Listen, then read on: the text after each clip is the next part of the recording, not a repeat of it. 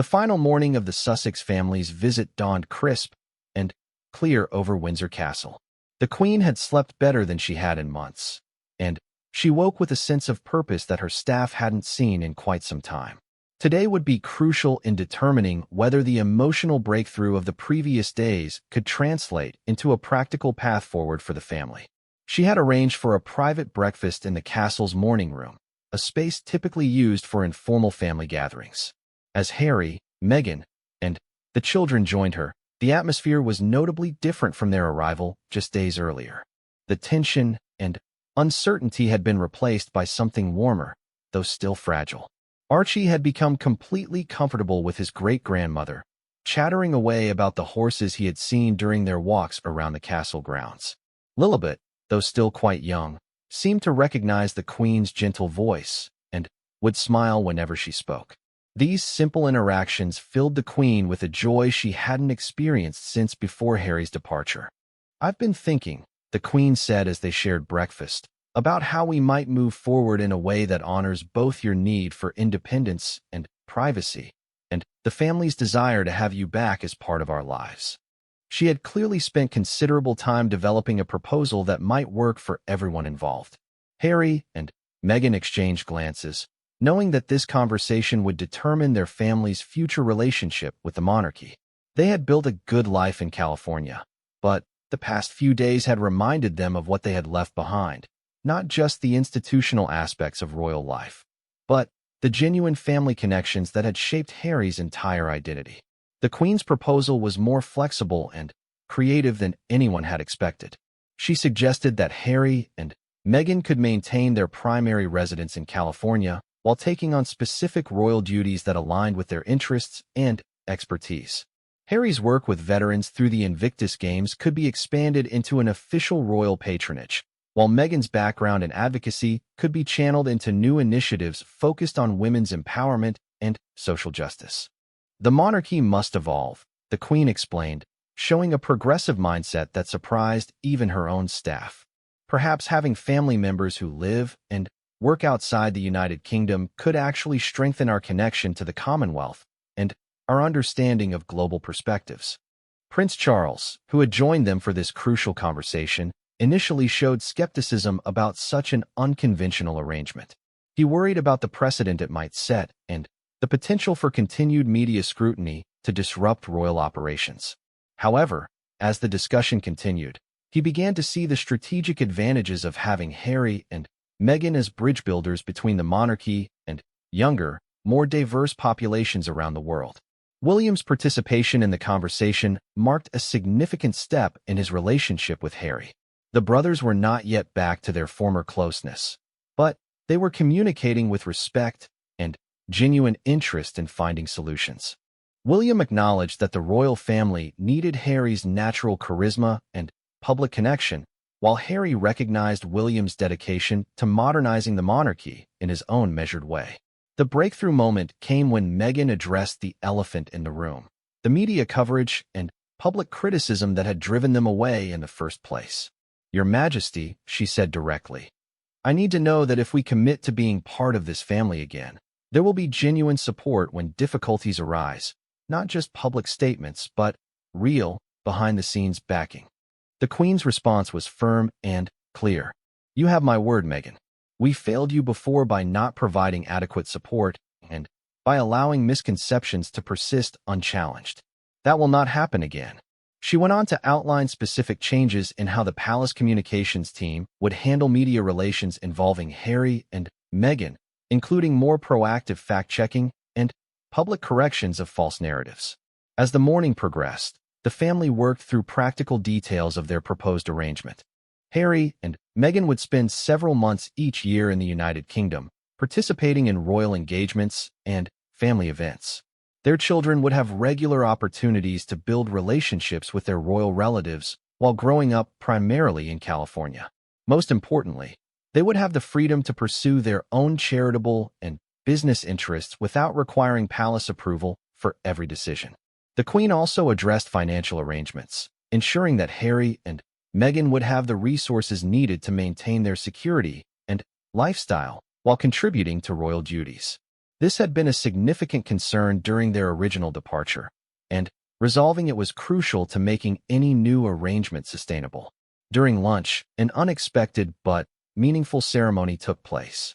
The Queen had commissioned a special piece of jewelry for Meghan, a brooch incorporating diamonds from a tiara that had belonged to Harry's great-great-grandmother. The gesture symbolized not just welcome but genuine acceptance into the family's history and traditions. "I want you to have something that connects you to the long line of strong women who have been part of this family," the Queen told Meghan as she presented the gift. "You bring your own strength and perspective, and that makes our family stronger." Meghan was visibly moved by the gesture and its significance. Throughout their visit, she had been cautious, protecting herself and her family from potential disappointment or renewed conflict. But this moment, along with the genuine warmth she had felt from the Queen and other family members, helped her believe that a different kind of relationship was possible. The afternoon brought a surprise visit from some of Harry's cousins, Princess Eugenie and Princess Beatrice, who had maintained closer contact with him than other family members. Their presence added a note of normalcy and joy to the proceedings as they caught up on family news and shared stories about their children growing up together. As evening approached and preparations began for the family's return to California, the Queen made one final gesture that captured the significance of what had been accomplished. She asked the castle's photographer to take informal family portraits, not the stiff, formal images typically used for official purposes, but relaxed pictures of her with her great-grandchildren, of the brothers together, and of the extended family gathered in a way that hadn't been possible for over 2 years. The farewell scene was emotional but hopeful. Archie hugged his gone tightly, and she whispered promises about visits and phone calls. Lilibet, though too young to understand the significance of the moment, seemed to sense the emotion around her and reached out to touch the Queen's face with her tiny hand. "This isn't goodbye," the Queen told Harry as they embraced. "This is a new beginning." Harry, with tears in his eyes, thanked his grandmother for her courage in reaching out and her wisdom in finding a path forward that honored everyone's needs and concerns. Meghan's farewell with the Queen was perhaps the most significant moment of all. The two women had found genuine respect and affection for each other during this visit, moving beyond the formal relationship they had struggled with years earlier. "Thank you for giving us another chance," Meghan said simply. "Thank you for taking it," the Queen replied, "and for bringing such wonderful children into our family." As the car carrying the Sussex family disappeared down the castle's long driveway, the Queen stood at her window watching until it was out of sight. She felt exhausted, but deeply satisfied. The institution of the monarchy would survive because it could adapt and grow, and her family would be stronger because they had learned to communicate through their differences rather than letting them create permanent divisions. The weeks following the visit saw carefully orchestrated announcements about the family's new arrangement. Public reaction was mixed, as expected, but there was significant support for the Queen's role as peacemaker and for the family's commitment to finding innovative solutions to modern challenges. Harry and Meghan returned to California with renewed energy for their royal responsibilities and excitement about their children's future relationship with their extended family.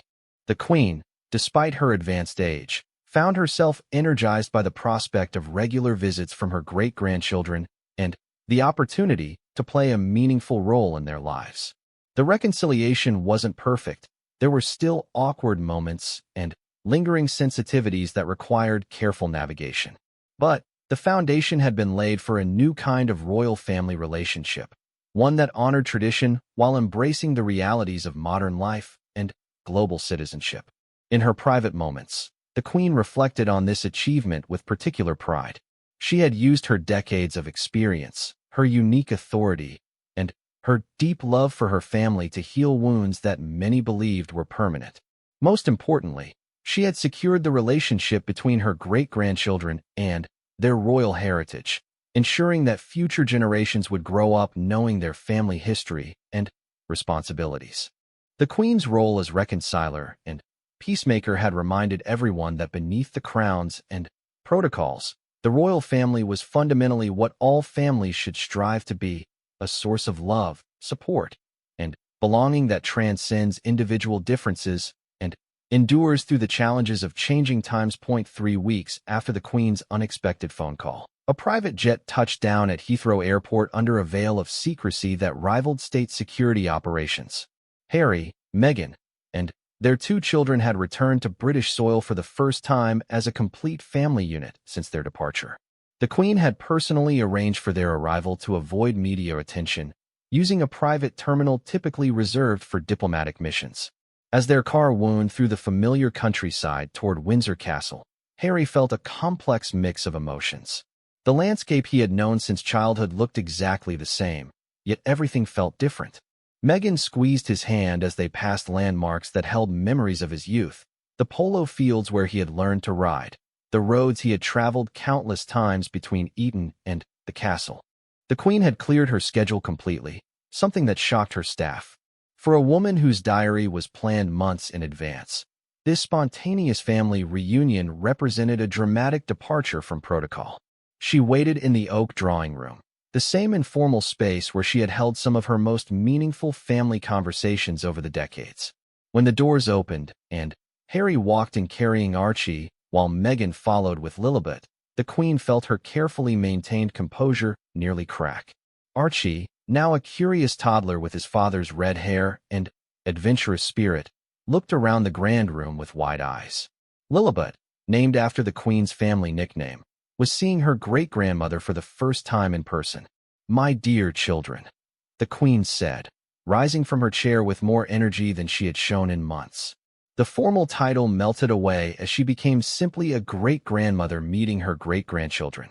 Archie, initially shy, warmed quickly to his gone, as Harry had taught him to say, while baby Lilibet gurgled happily in Meghan's arms. The afternoon unfolded in a way that surprised everyone present. The Queen, who had spent decades perfecting the art of formal conversation, found herself sitting on the floor playing with toy cars alongside Archie. She listened intently as Meghan shared stories about their life in California, asking thoughtful questions about their work with various charities and their children's development. "Harry," the Queen said during a quiet moment when the children were napping, "I want you to know that I've spent considerable time reflecting on everything that happened. While I may not agree with all the choices that were made or the way certain information became public, I understand that you felt you had no other options." Harry looked surprised by his grandmother's directness. Throughout his life, difficult family conversations had often been handled through intermediaries or left unspoken altogether. This level of honest communication was new territory for their relationship. "Granny, I need you to understand that leaving was the hardest decision I've ever made," Harry replied, his voice heavy with emotion. "But I watched what happened to my mother, and I couldn't let history repeat itself with Meghan and our children. I tried to find ways to make it work from within the system, but every attempt seemed to make things worse." Meghan, who had been listening quietly, added her perspective. "Your Majesty, I know that my presence brought complications to the family that no one expected. That was never my intention. I came into this family hoping to serve and to support Harry in his role, but it became clear that my background and my approach to royal duties were seen as problematic." The Queen listened carefully to both sides, asking clarifying questions and showing a level of genuine interest in understanding their perspective that neither Harry nor Meghan had expected. She acknowledged the unique challenges that Meghan had faced as an American actress entering the royal family, and she admitted that perhaps more support should have been provided during the transition period. The conversation continued over afternoon tea, with the Queen sharing her own experiences of feeling constrained by royal protocol, particularly in her early years as a young mother trying to balance duty with family life. She spoke candidly about the pressures of public scrutiny and the difficulty of maintaining personal relationships under such intense observation. Prince Charles arrived for dinner, having been convinced by his mother that this family meeting was essential for everyone's well-being. The reunion between father and son was more cautious than the emotional scene with the Queen, but it was civil and productive. Charles, who had his own complicated relationship with media attention and public criticism, found common ground with Harry's desire to protect his family. The evening's most significant moment came when Prince William arrived unexpectedly. The Queen had not told anyone that she had reached out to her other grandson, asking him to consider joining the family gathering. William's presence created immediate tension, as the brothers had barely spoken since Harry's departure and the subsequent interviews that had damaged their relationship. "Harry," William said simply as he entered the room. The single word carried years of hurt, disappointment, and love all at once. The two brothers looked at each other across the room, both older, both changed by the experiences of the past few years. The Queen watched her grandsons carefully, knowing that their relationship was crucial not only to family harmony but to the future of the monarchy itself.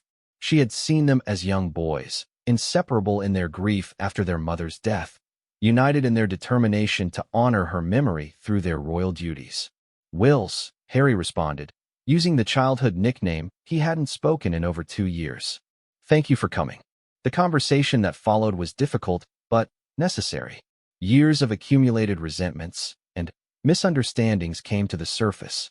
William expressed his hurt over feeling abandoned and his frustration with having to handle additional royal responsibilities while dealing with his own young family.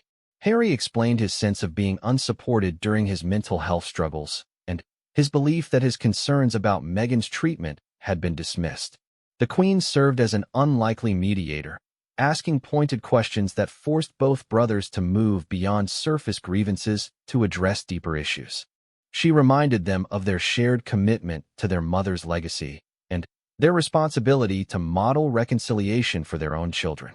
Meghan and Catherine, who had arrived with William, had their own conversation in a separate sitting room. Both women had been portrayed by the media as rivals, but they found common ground in their shared experiences of navigating royal expectations while raising young children. Catherine acknowledged that she had perhaps not provided enough support to Meghan during her difficult early period in the family. As the evening progressed, something began to shift in the family dynamic. The formal barriers that had made honest communication nearly impossible started to lower.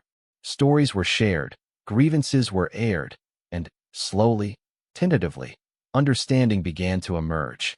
The Queen, observing the gradual thaw in family relationships, felt a sense of accomplishment that exceeded any of her official achievements. She had used her unique position as family matriarch to create a safe space for healing conversations that might not have been possible in any other setting. When it was time for the California family to return to their guest quarters for the night, Archie ran to his great-grandmother for a goodnight hug. The simple gesture of a child's affection seemed to crystallize what the day had accomplished, the re-establishment of family bonds that transcended royal protocol and public perception. The Queen retired to her bedroom that night feeling more hopeful about her family's future than she had in years. The conversations had been difficult, sometimes emotional, but they had opened lines of communication that had been severed. Tomorrow would bring new challenges as they worked to define what Harry and Meghan's relationship with the royal family would look like going forward. But tonight, they were simply a family again. The morning mist hung heavy over Windsor Castle as Queen Elizabeth sat in her private study, staring at the untouched cup of tea that had grown cold on her mahogany desk. The weight of her 96 years felt heavier than usual today, not from physical ailment, but from the emotional burden she had carried for nearly 2 years since her grandson Prince Harry had left for America with his wife Meghan. The Queen's fingers traced the edges of a photograph that sat prominently on her desk, a picture from Harry's wedding day, where she could be seen smiling genuinely at her grandson as he looked toward his bride. Those were simpler times, before the interviews, before the accusations, before the painful distance that had grown between the royal family and the Duke and Duchess of Sussex. Lady Susan Hussey, her longtime lady-in-waiting, entered quietly and noticed the Queen's contemplative mood. "Your Majesty," she said softly, "the morning briefings are ready when you are." But Elizabeth waved her hand dismissively. Today was not a day for routine matters of state. "Susan," the Queen said, her voice carrying a rare vulnerability, "do you think it's too late for an old woman to mend what seems irreparably broken?" Lady Susan had served the royal family for decades and had witnessed many family crises, but she had never heard such raw emotion in her sovereign's voice. The truth was that Queen Elizabeth had been thinking about Harry constantly. Reports from California painted a picture of a young man trying to build a new life while caring for his growing family. But palace sources had whispered that Harry was struggling with his decision to leave. The Queen's maternal instincts, which she had often suppressed for the sake of royal duty, were now calling out to her. Prince Charles had been urging caution, reminding his mother of the damage that the Oprah interview had caused to the monarchy's reputation. Prince William remained hurt and distant when Harry's name was mentioned. But the Queen saw beyond the institutional damage to the human cost: a family torn apart, grandchildren she barely knew, and a grandson who had once been the heart and soul of the younger generation of royals. The catalyst for her decision came in an unexpected form. Princess Anne visited that afternoon, and during their private conversation, she mentioned seeing news coverage of Harry attending a veterans charity event in Los Angeles. "He looked lonely, Mama," and observed with characteristic directness. "Even surrounded by people, he looked like he was searching for something he'd lost." Those words struck the Queen deeply. Harry had always been the royal family member who connected most naturally with people from all walks of life. His service in Afghanistan, his work with wounded veterans through the Invictus Games, and his genuine warmth with children and young people had made him beloved by the British public. The Queen realized that in losing Harry, the monarchy had lost one of its most authentic voices. That evening, the Queen made a decision that surprised even her most trusted advisors. She would reach out to Harry directly, bypassing the usual channels of palace protocol that had become barriers rather than bridges. She picked up her private phone, a simple device she rarely used, and dialed a number she had memorized but never called. The phone rang several times across the Atlantic Ocean. In Montecito, California, Harry was playing with his young son Archie in their garden when his phone buzzed. He almost didn't answer the unknown international number, but something made him pick up. "Harry, darling, it's Granny." The simple words hit Harry like an emotional avalanche. He had to sit down on a nearby bench as his grandmother's familiar voice, unchanged despite the months of silence, filled his ear. Megan, who was nearby with baby Lilibet, noticed the change in her husband's expression and moved closer, sensing the importance of the moment. "Granny," Harry managed to say, his voice thick with emotion. I've missed you so much." "And I've missed you, my dear boy," the Queen replied, her own voice betraying the emotion she usually kept so carefully controlled. "More than you could possibly know." The conversation that followed was unlike any they had ever had. There were no palace officials listening in, no formal protocols to follow, no agendas beyond a grandmother wanting to reconnect with her grandson. The Queen asked about Archie and Lilibet, wanting to hear every detail about their personalities and development. Harry, in turn, asked about her health and well-being, expressing concern that had been building during their separation. "Harry," the Queen said as their conversation began to wind down, "I want you to know that you and your family will always have a place here. Always. But more than that, I want to understand what happened, what went wrong, and how we can move forward together." Harry was quiet for a long moment, processing the magnitude of what his grandmother was offering. "Granny, there's so much to talk about, so much to work through. But I want that too. I want my children to know their great-grandmother, and I want to find a way back to being part of the family while still protecting my own family." The Queen understood the complexity of what Harry was expressing. He needed to maintain the independence and protection he had sought for his wife and children, while also finding a way to heal the wounds that had opened within the family. It would require compromise and understanding from all sides. But she was determined to make it work. "Would you consider coming home for a visit?" she asked gently.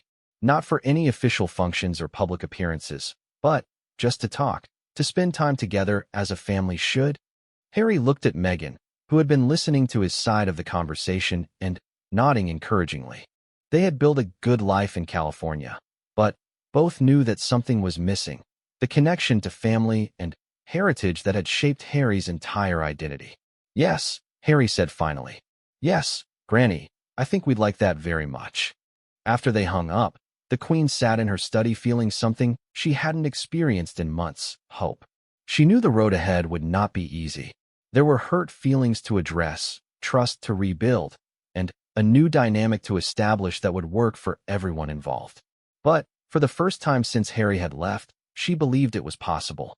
Meanwhile, in California, Harry sat in his garden as the evening light faded, holding his phone and thinking about the conversation that might have changed everything.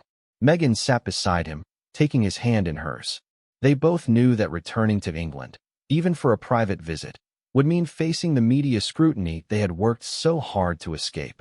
But they also knew that their children deserved to know their royal heritage and their great-grandmother. The Queen's phone call had opened a door that many thought had been permanently closed. Now the question remained whether both sides of the Atlantic could build a bridge strong enough to span the hurt and misunderstandings of the past 2 years.